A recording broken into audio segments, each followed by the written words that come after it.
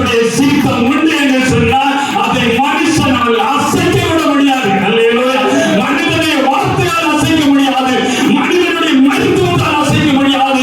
கர்த்தருடைய சித்தம் எதுவோ அது உன் வாழ்க்கையில நேர்த்தியாக குறித்த நாட்களில் நடைபெறும்.